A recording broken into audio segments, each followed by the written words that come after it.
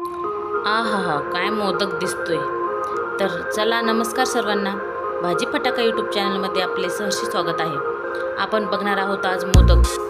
आज चतुर्थी आहे संकष्टी, त्यामुळे आपण मोदक करणार आहोत. त्यासाठी घेतलेला आहे मी एक नारळ, तो फोडून घेतला आहे.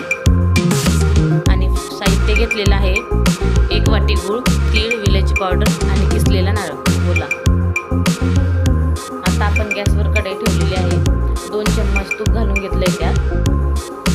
गॅस पेटवला. ते तूप तापल्यानंतर त्यात आपण जी मी अर्धा वाटी तीळ घेतलेलं होतं ते मंद आचेवर असं भाजून घ्यायचं आहे लालसर होईपर्यंत.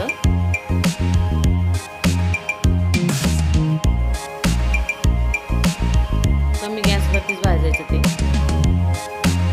तीळ असं तडतडायला लागलं की हे बघा, त्यात आता मी खोबरं घातलेलं आहे.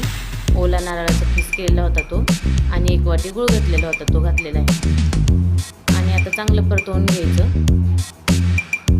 हे बघा आता परतत आलेलं आहे. त्यात मी आता वेलची पावडर घालणार आहे. वेलची पावडर घालून झाली आहे. आता परत परतून द्यायचं थोडा वेळ. असं लालसर असं होऊ द्यायचं आहे हे मिश्रण. कमी गॅसवरतीच करता येईल चांगलं. तरी खसखस घातलेली नाही आहे मी.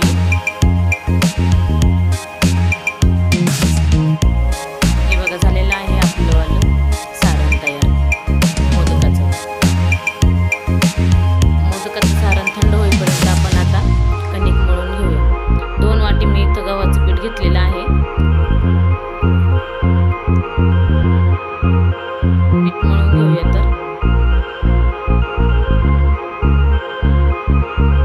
पीठ मळून झालेलं आहे. आता छोटे छोटे त्याची गोळे करायचे आहे. एकीकडे मी गॅसवरती पाणी ठेवलेलं आहे. उकडीचे मोदक करणार आहोत आपण आज ना.